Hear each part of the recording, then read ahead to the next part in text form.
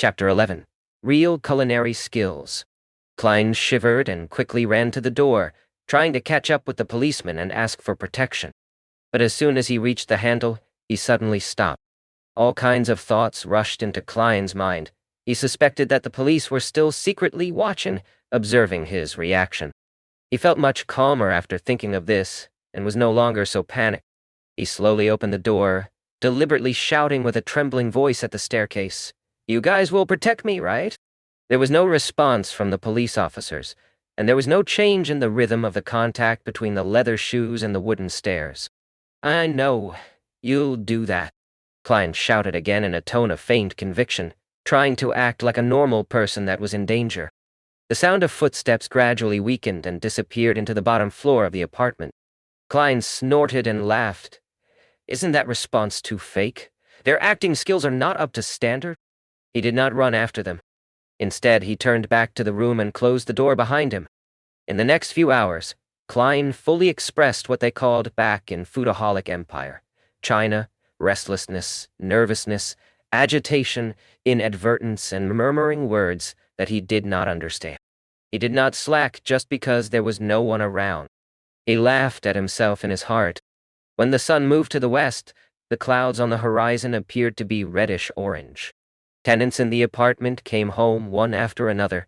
Klein shifted his focus elsewhere. Melissa is almost done with school.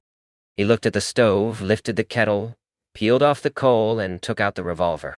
Without pause or delay, he reached to the back of the board under the double-decked bed where more than 10 wooden strips were staggered out. After clipping the left wheel between a piece of wooden strip and board, Klein straightened up and waited uneasily, fearing that the police would burst open the door and rush into the room with guns in their hands. If it was an age of steam, he was certain he would not be seen by anyone when he did that. However, there were extraordinary powers here, ones that he had proven through his own experiences. After waiting for a few minutes, there was no movement at the door. There was only the chatter between two tenants who were heading for the Heart of the Wild bar on Iron Cross Street. Phew. Klein exhaled, feeling assured. All he needed to do was wait for Melissa's return and cook the stewed mutton with tender peas. When the idea came to Klein's mind, his mouth seemed to taste the rich flavor of the gravy. He remembered how Melissa cooked stewed mutton with tender peas. First, she boiled the water and stir-fried the meat. Then she added onions, salt, a little pepper, and water. After a specific period of time, the peas and potatoes were added, and the stew was to be cooked for an additional 40 or 50 minutes with the lid on. It's indeed a simple and crude way to do it, supported purely by the flavors of the meat itself. Klein shook his head, but there was no other way about it. It was hard for commoners to have many kinds of condiments and various cooking methods. They could only pursue simple, practical, and economical methods. As long as the meat was not burnt or spoiled, anything was good for people who could only eat meat once or twice a week. Klein was not a very good cook himself and ordered takeout food most of the time. But by cooking 3 or 4 times a week, after many weeks of accumulated practice, he had a passing standard and felt that he would not let the pound of mutton down. When Melissa comes back to cook it, it will be done after 7:30 p.m. She would be starving by then. It's time for her to see what real cooking is. Klein made an excuse for himself. First, he started the fire again, went to the bathroom to collect water, and washed the mutton. Then he took out the kitchen boards and knives before chopping the mutton into tiny chunks. As for the explanation for his sudden culinary skills, he decided to blame it on the dead Welch McGovern, who had not only hired a chef who was good at the mid-seashore flavor, but also often created his own delicacies and invited people to try them. With that in mind, Klein was a little guilty conscience. He threw aside his confused thoughts and put the meat into the soup bowl. Then he took out the condiment box and added in a spoonful of the crude salt, half of which had begun yellowing. In addition, he cautiously took some black pepper grains from a special small bottle, mixing and marinating them together.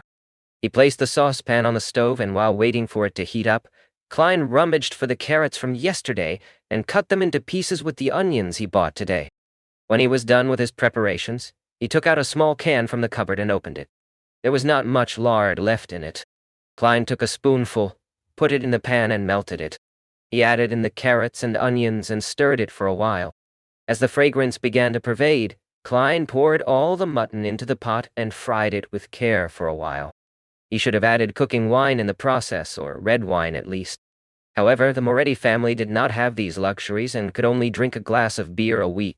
Klein had to make do with whatever was available and poured in some boiled water. After stewing for about 20 minutes, he opened the lid, put the tender peas and cut potatoes in it, and added a cup of hot water and 2 spoons of salt. He closed the lid, lowered the fire, and exhaled satisfactorily, waiting for his sister to reach home. As seconds turned into minutes, the fragrance in the room intensified. There was the allure from the meat, the rich smell of potatoes, and the refreshing scent of onions. The smell gradually mixed up, and Klein swallowed his saliva from time to time, keeping track of the time with his pocket watch. After more than 40 minutes, some not so brisk but rhythmic footsteps approached. A key was inserted, the handle was turned, and the door opened. Before Melissa came in, she whispered doubtfully, "Smells good." With her bag still in her hand, she stepped in and glanced over at the stove. "You made this?" Melissa took off her veil hat and her hand paused midair, looking at Klein in astonishment. She twitched her nose and inhaled more of the fragrance. Her eyes quickly softened, and she seemed to find some confidence. "You made this?" she asked again. "Are you afraid I'd waste the mutton?" Klein smiled and returned with a question. Without waiting for an answer, he said to himself, "Don't worry. I specifically asked Welch to teach me how to cook this dish. You know, he has a good cook. First time?"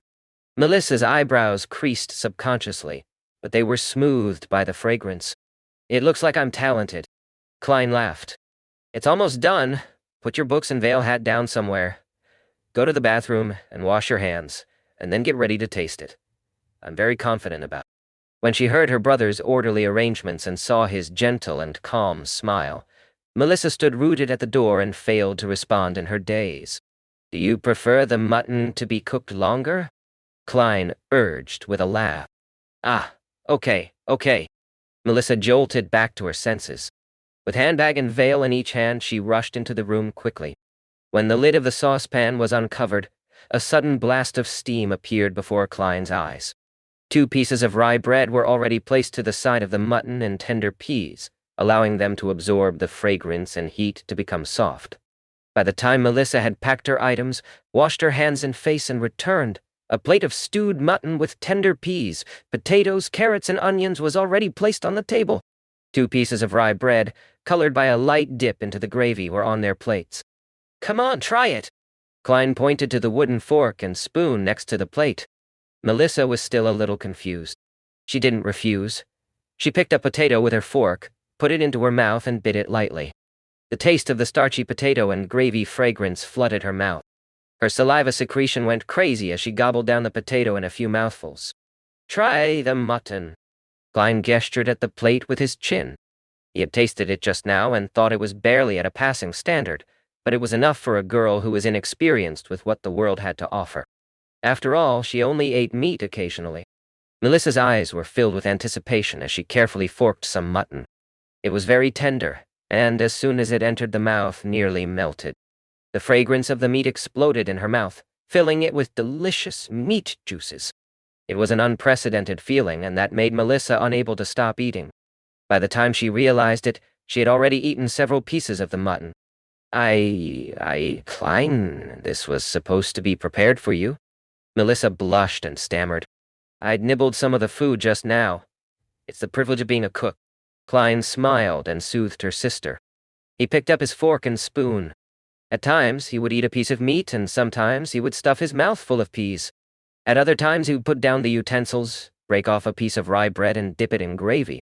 Melissa relaxed and was immersed in the delicacy again by Klein's normal behavior. "It's really delicious. It doesn't seem like you were doing it for the first time." Melissa looked at the empty dish and praised him with all her heart. Even the gravy was finished. "It's a long way from Welch, chef. When I'm rich, I'll take you and Benson out to the restaurant and have a better meal," Klein said. He was beginning to look forward to it himself. "Your interview, Burr." Melissa did not finish her words because she suddenly let out a sound of contentment involuntarily. She put her hand over her mouth in a hurry and looked embarrassed. Klein laughed secretly and decided not to make fun of his sister. He pointed to the plate and said, "This is your mission. All right?" Melissa stood up immediately, took the basin, and rushed out the door. When she came back, she opened the cupboard to check the condiment box and other items as per normal. "Did you just use them?" Melissa was surprised and turned to Klein, holding the black pepper bottle and lard can. Klein shrugged his shoulders and laughed. "Just a little. It's the price of a delicacy." Melissa's eyes twinkled, her expression changing for a few moments before she finally said, "Let me cook in the future." You have to hurry up and prepare for the interview. You have to think about your job." Chapter 12. Here again. "Melissa, can you not rub my nose in it?" Klein muttered inwardly.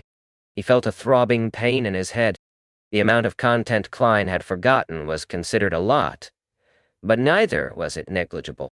The interview was in 2 days, so how could he find the time to make up for it? Furthermore, he was involved in such strange paranormal activity, so how would it be possible that he would be in the mood to revise? Klein gave his sister a perfunctory response and began putting on the appearance of studying. Melissa moved a chair over to sit beside him. With light shining from the gas lamp, she began working on her assignments. The atmosphere was serene. When it was almost 11 o'clock, the siblings bade each other good night and went to bed. Knock! Knock! Knock! Poundings on the door roused Klein from his dreams. He peered out of the window to see the first glimmer of dawn. In a daze, he flipped over and sat up. "Who is it? Look at the time now. Why didn't Melissa wake me up?"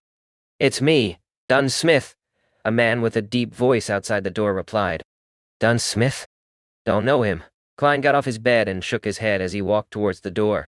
He opened the door to see the gray-eyed police inspector whom he had met the day before standing in front of him. "Alarmed?" Klein asked. "Is there something wrong?" The policeman replied with a stern look.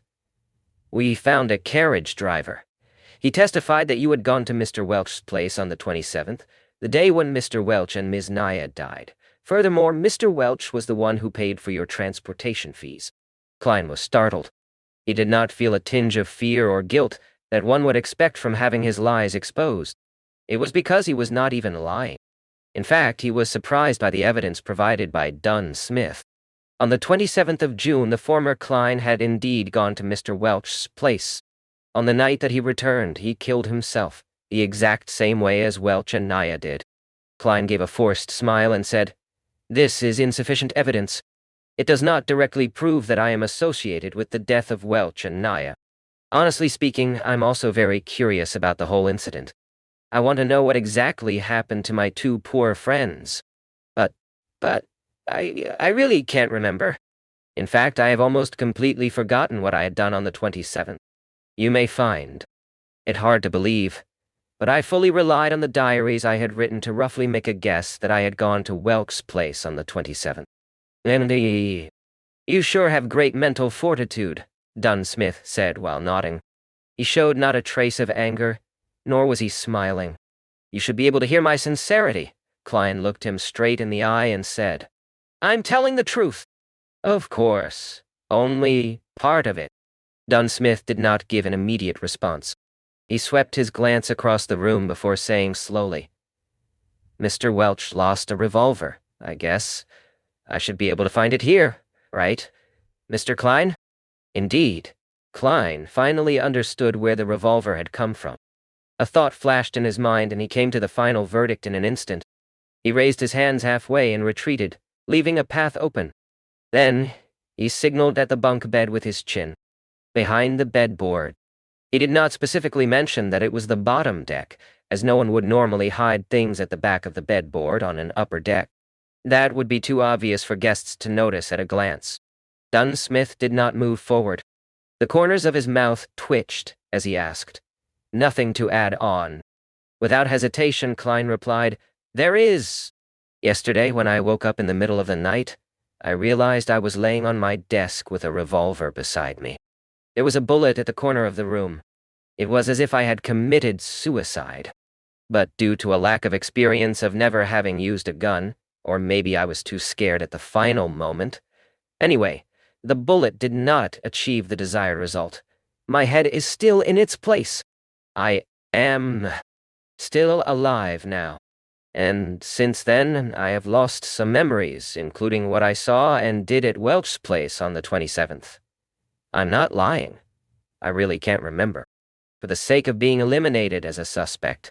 For the sake of getting rid of all these strange events surrounding him, Klein explained almost everything that had happened, except the transmigration and gathering.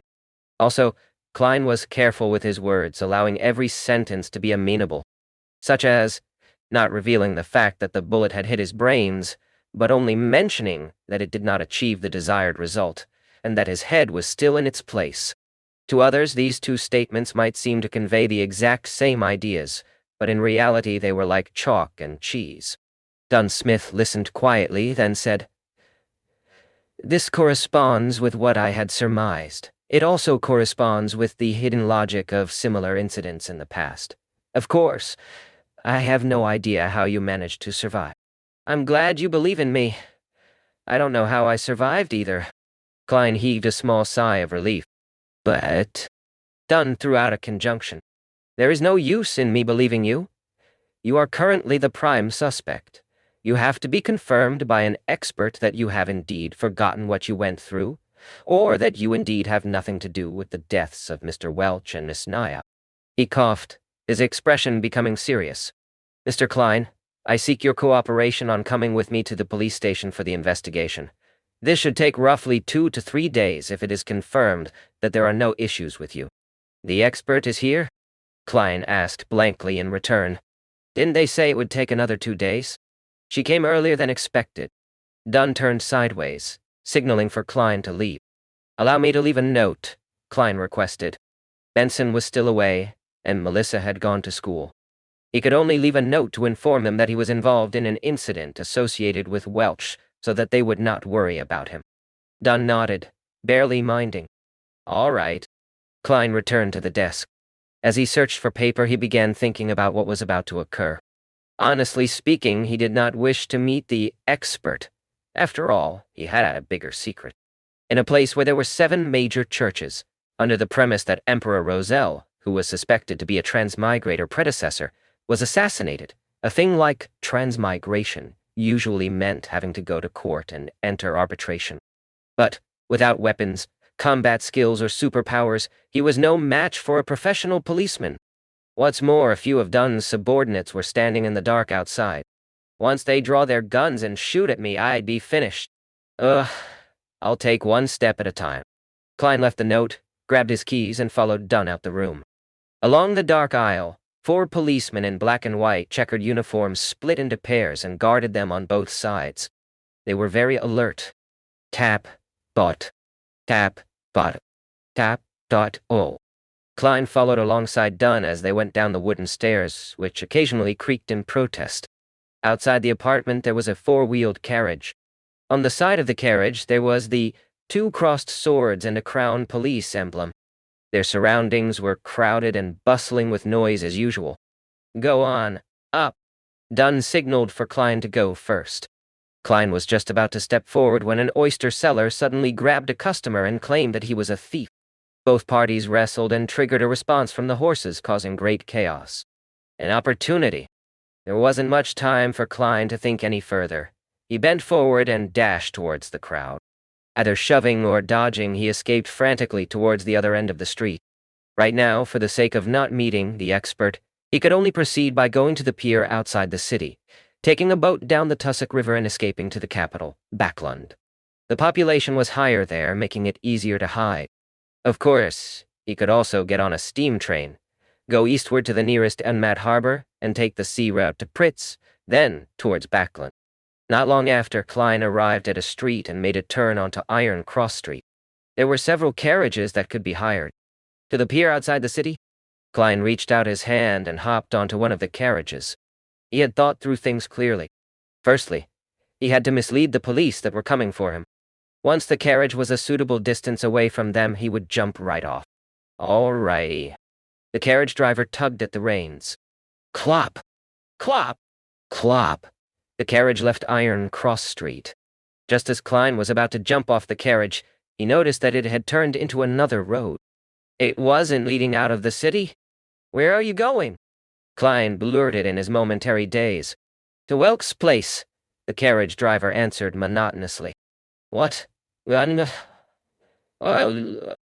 Klein was at a loss for words. The carriage driver turned around, exposing his cold gray eyes. It was Dunn Smith, the gray-eyed policeman. You! Klein was flustered. Everything suddenly became a blur, as though the world spun around him when he instantly sat up. Sat up? Klein looked around, confused. He noticed the crimson moon outside the window and the room being covered in a crimson veil. He reached out with his hand to feel his forehead. It was all moist and cold. Cold sweat? His back felt exactly the same. It was a nightmare. Klein heaved a sigh. All is well. All is well. He found it weird. He was rather clear-minded in his dream. He was even able to think calmly. After calming down, Klein looked at his pocket watch. It was only 2 in the morning. He got out of bed quietly and planned to head to the washroom where he could wash his face and empty his burgeoning bladder. He opened the door and walked along the dark corridor. Under the dim moonlight, he walked lightly towards the washroom. Suddenly, he noticed a silhouette outside the window at the end of the corridor. That silhouette was wearing a black windbreaker that was shorter than a coat, but longer than a jacket. That silhouette was partly camouflaged in the darkness, bathing in the crimson moonlight. That silhouette turned around slowly, his eyes deep, gray, and cold. Dunn Smith.